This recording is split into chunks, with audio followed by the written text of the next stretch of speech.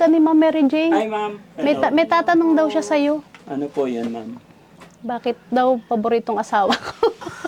Bakit po siya po yung paboritong asawa niya po? Kasi nag-iisa lang. Opo. Akala ko mayroon pang hindi paborito. Ay, hindi po. At paborito. Hindi.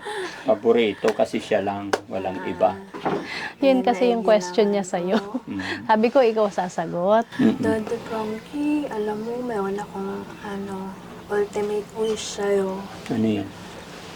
Gusto ko pong mabawi yung motor ko na binenta nila nung umpisang magkaganto ako.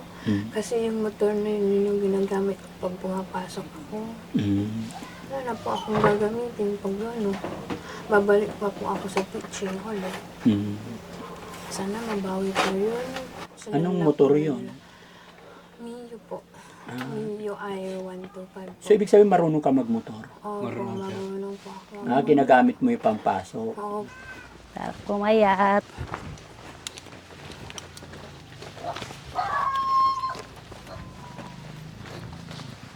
Eh, andyan na si ma'am. Hi, ma'am. Teacher, magandang hapon. May gusto daw makipagkaibigan sa'yo. Si Mami Rochelle. Kamusta Pasok po? tayo. Ayos lang po. Kamusta po, teacher? Ayos lang po. Saan ka papunta sana? Sa inyo po, susunduin ko po kayo. Ay, bakit? Alam ko na po dito ang punta niyo. Okay. Sige, tuloy kami. Tuloy tayo, guys. Tuloy. Hi.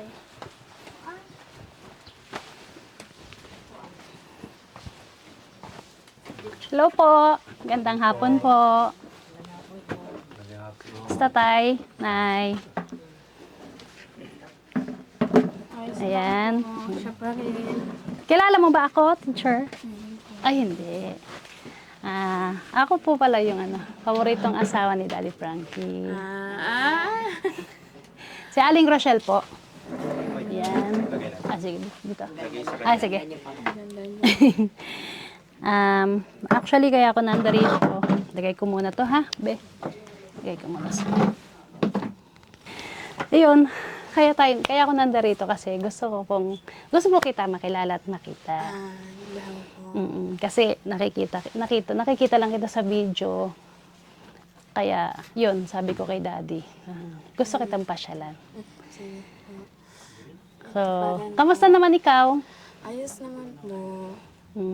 Ito pa rin po, medyo sumasakit pa rin po ang ulo ko minsan. Pero nakakapag-take ka ng gamot. Nakakapag-tape po ako. Every night po meron po ako gamot. Ganda mo pala talaga. Kita kita sa nung nagpa-makeover ka eh. Opo. Yan. Actually, sinusubaybayan ko rin. Kasi pag hindi naman po kasi ako kasama, nandun kasi ako sa Makati, nagbabantay kami binabantayan ko po yung business namin doon. May business kasi kami doon. Yun, bihira lang ako dito sa Pangasinan pag dumadalaw lang ako. Yun. Kaya, yun, nakita kita, sinusubaybayan ko yung yung buhay mo. Kaya, nag-suggest ako kay Daddy na kung pwede itang dalawin. Opo. Yun. Salamat po sa pagdalaw. Yes. Sana, okay ka na. Okay naman yung nararamdaman mo na. Ganda ng hair mo na. Nagpa-transcat po kami last time. Yun po. Nakita kita. Si nanay, naupo ka. Opo. Kamusta naman si nanay? Upo kayo. Ayan. Si tatay. Kamusta si nanay? Mahina rin po. So, okay naman kayo dito. Paano ba ilarawan yung isang teacher? Yun, naku-curious kasi ako eh. Yung isang teacher po, masiglang nagtuturo, araw-araw, maagang gigising, para sa mga bata, masayang gigising sa umaga, excited, napapasok. Ngayon po, nagbago po yun. Biglang nawala po sa sarili. Kaya po, ganito nagpapahinga pa po ako. Hindi pa po ako maka-apply ulit sa teaching. Pero darating din po ng time sana na makabalik po ako sa field para may pagpatuloy po ang lahat. Yes. Kikita ko naman sa'yo na, yun, unti-unti na. No? Sana, In God's perfect time po, yes.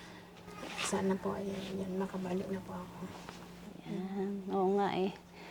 Yun, nakikita ko kasi na, parang ang galing-galing mo. Nakita ko na marami kang medal nung last time. Opo. Yan Kaya, po yung na-receive ko ng high school po.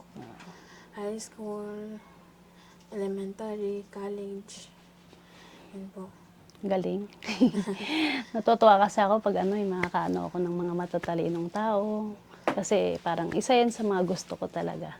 Salamat po. Sana pagpatuloy mo lang din. Tsaka yun, basta pray ka lang kay God na mabilis kang gumaling para makapagpatuloy ka sa pangarap mo. No? Salamat po.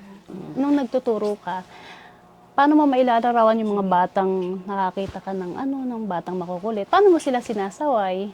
Ayan po. Quiet, ganyan po. Silence. Sisigaw po ako ng ganun pagka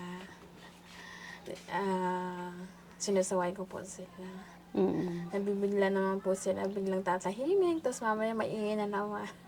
Ano kaya ulit tinuturuan mo? Grade 7, grade Grade 7. Tapos ang major mo? 8, English po. English, wow. Turuan mo nga rin ako mag-English. Hindi, medyo hindi rin ako sa English. Mas okay pa yung math sa akin. Pero yun. Math. Medyo hindi po ako magaling sa math.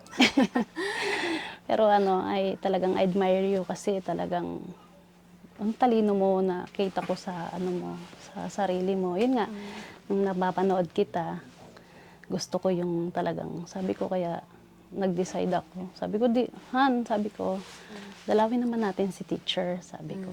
Yun, kaya Sumama po kayo. yes. Actually, may pasalubong ako sa'yo. Binilan kita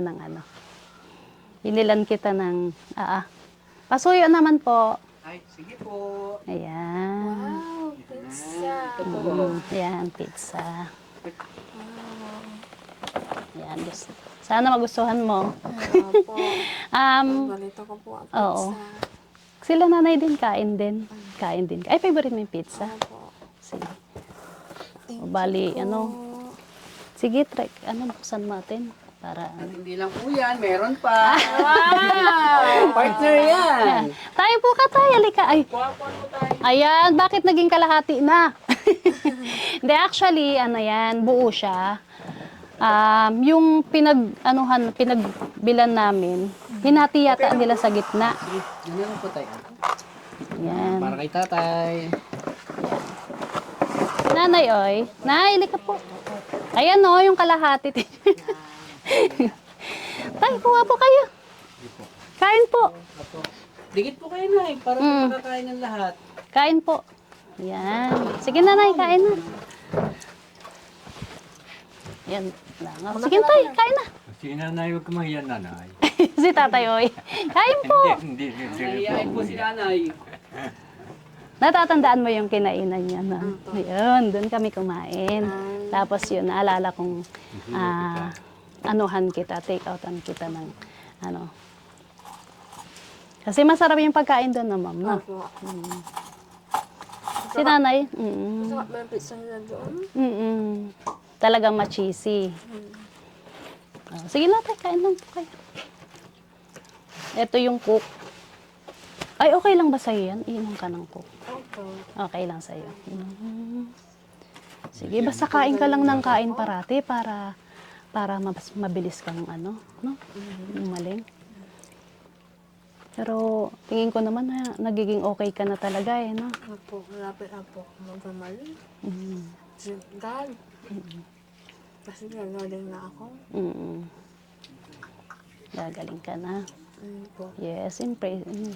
Sigad lang talagang mag-aano sa inyo. Basta pray ka lang parati, ha? Ayan, inom kang cook para merienda po kayo. So, in the past few days, ano naman yung mga nararamdaman mo after nyo na bumalik kayo nila DF dito? Medyo nahihilo pa rin po ako. Sa hilo mo ba, meron kang iniinom din? Hilo? Opo, meron po ako iniinom para sa hilo. Pero nakakatulog ka naman talaga ng parang straight sa gabi. Opo, nakakatulog po ako pag meron po yung gamot ko. Pero pag hindi ka nakakainom, Wala po, nahirapan matulog. Pag nahirapan hindi ako ka. nakainom. So, kailangan talaga, iinom ka ng gamot para Opo, makatulog ka. Talaga po talaga dapat sa gamot Mm-mm. para gumaling po. Mm-mm. Kasi pag hindi, mahirap pong matulog. Nahirap matulog. Opo. Basta, kailan iinom ka mo ng gamot, saka ka lang makakatulog, ganun. Opo. Sarap po ang tulog ko pag nakainom po ako ng gamot. Kasi pag nakatulog tayo, syempre in the whole day, in the whole night pala, talagang iba pag nakagising ka ng ng maganda. Talagang buhay yung isip natin, no? Opo. Pero yung yung sa may vitamin ka naman. Yun pa yung pinaka-vitamin mo. Opo, meron po akong vitamins.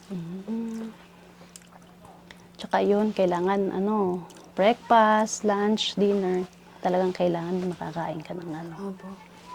Yan. At least, kasi sa ganun, talagang mabilis bumalik yung natin. Mabilis bumalik yung dati nating Pag diretso po ang kain ko, mabilis pong babalik yung dati. Ayun po sa payo nila. Yun po. Sana po bumalik na po sa dati. Basta pray ka lang, di ba?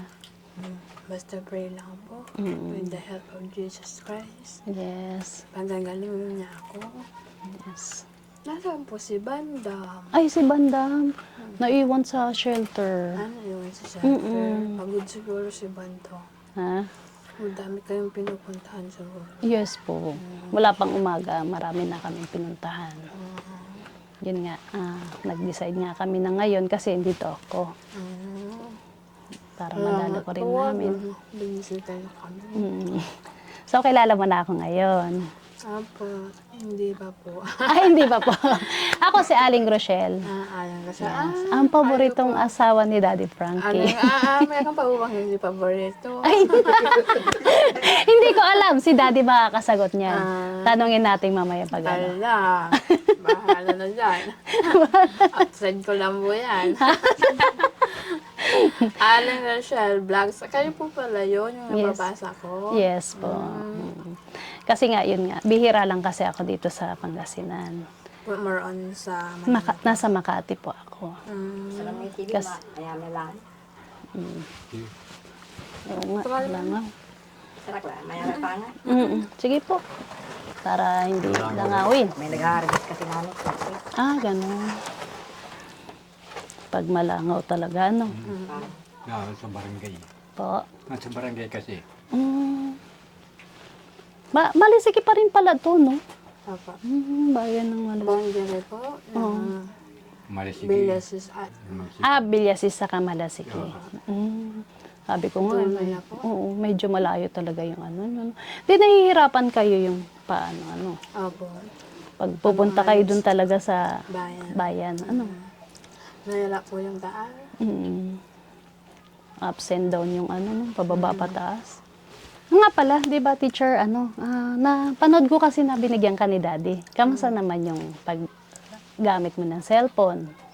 Yung paggamit ko po ng cellphone, limit na po. Oo. Kapag po inaantok na ako, binibitawan ko na po yung cellphone ko. Tapos tulog na po ako. Ay, Kaya okay. pinapractice ko pa rin po yun everyday. Yes. Kasi mahirap na po yung ma-addict sa cellphone. Kaya binibitawan ko po yun if in case over na po. So, Yes, sa dapat paggamit ko. may limitado rin yung ng cellphone, Oo. Kasi sa kagaya mo, mahirap dahil baka iba rin radiation din ng cellphone talaga. Di ba? Opo. Kaya May nag-aaway atang kapitbahay. ha? Nag-aaway ba? Hayaan lang natin. Hanggang. Ay, ganun. Pag medyo maalingaw-ngaw, ano. Nga pala, teacher, may tanong ako. Yung time na nagtuturo ka, ano yung pinakamahirap na nangyari sa'yo? Sa pagtuturo or basta pag nung time na nagtuturo ka? Nung time na nagtuturo po ako, ang pinakamahirap po na nangyari sa akin ay gumawa po ng mga paperworks. Ang dami-dami po kasi namin paperworks. Mm-mm. Iba-iba, napakarami po. Mm-mm. Yan, masakit po sa ulo. Pero thank God, na-survive ko po yan. Surpass ko po yun. Yun po. Mm. At least nakakuha ako ng tawag na practice ko po Mm-mm. for 3 months po yun. And then, sa susunod po sana, lifetime na. Oo. O naman, ba't naman matagal hindi? na. Ba't naman hindi, di ba? Opo. Kasi basta, yun lang. Ma'am, dire-diretso lang po sa pagaling. Huwag po kayong bibitaw, ha? Opo. Kasi mas marami pa pong mga batang mag-aantay sa inyo. Opo. Opo. Kalooban po ng Diyos na maraming biyayang dadating. Mm-mm. Basta, Salamat, Lord. basta, kapit lang po tayo, ha? Opo. Si Tatay, kamusta ka naman, Tay? Ito mabuti eh. Mm-mm. Ayos ka naman. Buti tayo, wala kang trabaho ngayon? Ako, Opo. gumagawa ng air, Nang? electric fan, Electric washing fan. machine. Oo. Pero walang service ngayon, ano? Kaya ka nandito. Paghapon na, tamad na ako. Ano. Mm, Kasi may iba na yung matanda na. matanda na. Ilan taon na po si Tatay? 70 po. 74. Si Nanay, oy? 67 na. Si 70 po. 67. 67. 67. Mas ano pala kay ano. Tapos si Nanay lang dito naiiwan, ano, Nay? Bakit ka, Tay? Ba't parang lumuluha kaya, Tatay? Ako? Opo. Hindi, dahil sa init, wala naman. Kala ko naiiyak si Tatay. Hindi, interview pa. Hindi kinausap mo pa ako eh. Ah. Kawig niyo rin si si Mary Jane, si teacher. Si teacher, ilan taon na po? 29 po. 29. Bata pa ni teacher, ano? Basta laban lang, teacher, ha? Dito lang kami parati sa'yo. Kung anong kailangan mo, text ka lang sa amin, ha? Opo. Sige. Si Daddy, nasaan siya? Nahanap ka ni Ma'am Mary Jane. Ay, ma'am. May tatanong daw siya sa'yo. Ano po yun, ma'am? Bakit daw paboritong asawa ko? Bakit po siya po yung paboritong asawa niyo po? Kasi nag-iisa lang. Opo. Akala ko meron pang hindi paborito. Ay, hindi po. Paborito. Hindi. Paborito kasi siya lang. Walang iba.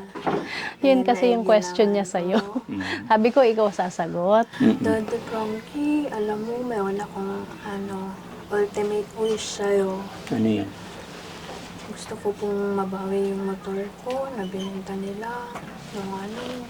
nung umpisang magkaganto ako.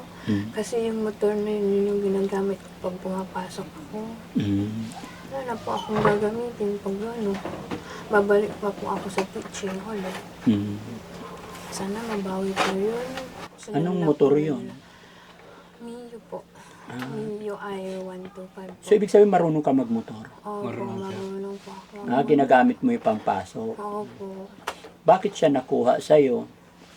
Kasi po wala po kaming budget.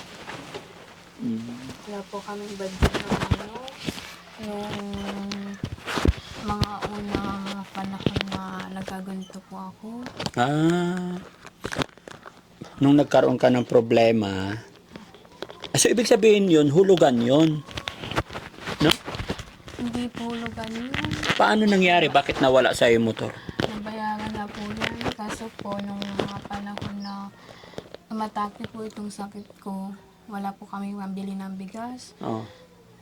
Kaya yun po, kinuha po yung motor ko, bininta nila. Kaya ko siguro po mapapag-usapan pa yung may nagbentahan namin na kung pwede bawiin yung motor. Beninta nyo. Opo. Magkano nabenta benta nyo sa motor? 35,000 po. Oh. Kasi bago pa po yung motor ko, hindi ko pa masyadong ano po yun, nagagamit. Sayang. Sayang nga po. Malungkot din po ako pag nakikita ko nasa iba yung motor. Nalulungkot ka pag iba yung gumagamit. Opo. Saan nyo bininta? Malayo dito? Hindi po, dyan lang po. Yung pong dinadaanan yung bahay, Ah, yung papasok po, yung malapit po sa pinagpaparkingan nyo. mm-mm. Doon lang po, yung kulay pink po. Ah, okay. Sige. Gagawa natin ng paraan. Titignan ko kung ano pwedeng gawin ni Daddy Frankie. Opo. Di ba malapit na yung follow-up check-up mo this coming March 6, tama? Opo. O March 6. March So, 6. pag halimbawa nakuha yung motor mo, makakapag-drive ka na ulit? Opo, ilalagay ko po muna dyan. Kapag may merenda po ako, gagamitin ko po yun. Mm. Kasi bihira po dito ang pagbibilan sa amin. Nung more on lalabas ka po. Lalabas talaga. Opo. Ibig sabihin may license ka rin, ma'am? Meron po. Ay, very good. Buti hindi nawala lahat ng mga documents mo, hindi naman. Nawala po yung iba, yun nga po eh. Nawala yung iba. po yung iba. Pero yung license mo, andyan pa. Wala tangin na license ko na yun. Wala din po. Andun wala? po sa kasama Yung ng... lisensya to, balang. Lisensya to yung rin. nakay tatay. Yung mga kababayan, may ultimate wish? Opo. Ultimate wish. Ultimate wish. Ultimate. Wish kay Daddy Frankie. Opo. Sana mabawi yon. Mm-mm. Okay. Ito. Sige, ma'am. Huwag mo munang isipin. Sa ngayon, isipin muna natin yung check-up mo this coming March 6. Opo. Then, ipakita mo sa akin, kay Daddy Frankie, ipakita mo sa amin na talagang kaya mo nang mag-drive. Maliit na problema po yan, ma'am. Mm-mm. Basta ang importante sa akin ngayon is mapagaling ka. Opo. No? Binili mo yon cash. Hindi po. Hulugan po yun. Hinulugan mo rin. Opo. Tapos nung natapos na, saka kayo nagkaroon ng problema. Sayang, no? Sayang nga po yun. Bago pa yun. Ilang taon mong nagamit? Ano po, dalawang taon lang po. 2 taon. Kasi hindi ko po masyadong nagagamit yun kasi nasa Manila po ako. Ay, oo. Naiwan dito yon. Opo. Naiwan dito yung motor. Sige, Hindi ma'am. Huwag po kang mag-alala, ma'am, ha? masyadong nagagamit. Bali, kaya kami napunta rito dahil gusto kang mapasyalan ni Mami Rochelle. Pero salamat na rin at nakausap ka namin at nasabi mo yung gusto mong sabihin. Opo. Gaya ng aking sinabi, tapusin lang natin yung check-up mo this coming March 6. Malapit naman na. 2 ngayon. 2. 300. 3. 4, 5, 6. 3 days. 3 days na lang. Opo. Pag-usapan natin yan. Opo. No? Opo. Alam ko, malay natin, maraming makatulong sa atin. No? Opo. Basta, Sa Diyos. mag-pray ka lang, teacher, ma'am, na tuloy-tuloy ang paggaling para magamit mo na yung motor mo. Opo. Ano ba nararamdaman ni teacher pag nakikita mo yung motor mo dyan sa harap na iba ang sumasakay? Nalulungkot din po kasi tagal ko po yun na binayaran. Tapos gagamitin ng iba, hindi masakit din para sa'yo na makita mo na may ibang sumasakay. Okay. Sige, ma'am. Kumusta naman ang tulog ni teacher? Nakakatulog ka ba maayos? Opo, kakatulog. Ano nga po, nakatulog pa ako ngayong hapon. Tapos sabi nila, andyan si Daddy Frankie, sabay gising agad. Salamat. Kaya Gising agad. bumangon ka kaagad. Opo, kaya sinundo ko na po kayo dun sa gate. Masaya ka ba pag nandito si Daddy Frankie? Opo, masaya Iyo. po ako. Okay, so pagdating ng March 6, alas 8 ng umaga, nakaligo ka na, ma'am. Opo. Ihahatid ka namin doon. Opo. And then pagbalik namin dito, pakiusapan natin yung nakabili ng motor mo. Opo. Okay? Sige So, po. okay. Nay, okay lang kayo dyan, Nay? Opo, sir. Ba't si nanay laging tahimik? Wala lang, sir. Ha? Hindi ka ba masaya, Nay, na Masaya. nandito ang Team Daddy Frankie? Masaya nga, sir, eh. Binangon ko nga siya. Ginising mo po siya. Ginising ko siya. Nandiyan Masaya sila, din siya. Daddy Frankie ka ako. Ang layo nito, narinig mo kami? Ha? Narinig mo kami doon sa labas? Hindi sir, nandun ako sa kabilang ano. Nandoon na, ka. nasilip po kayo. Si tatay naman, tay, okay ka lang? Okay lang ako. Okay lang ako. Nagluluha yung mata mo, tay? Hindi, dati naman ganyan. Hindi, ganun ano lang yan. Ganyan lang. Ay, sa init siguro. Sa init. Kaya lumuluha. Ah. Napacheck up mo ba na ba yung mata mo, tay? Parang may surprise. Hindi pa. Mula noon hanggang ngayon? Wala ngayon, hanggang ngayon, wala pa. Kahit minsan di ka pa nagpa-check up? Anong nararamdaman mo sa mata mo, tay? Wala naman. Okay naman. Okay naman. Maliwanag naman ang Maliwanag naman.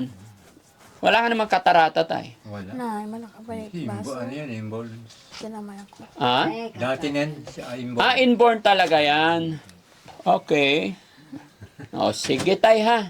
Kami po'y nangumusta lang at gusto lang kumustahin ni Mami Rochelle si teacher. Kaya kami nandito. Pero sa March 6 in early morning, andito po kami. Opo. Para mas priority kasi, mas gusto ko kasing mapagtuloy-tuloy si teacher na makabalik siya sa kanyang pagtuturo. No? Saka natin pag-usapan yung iba.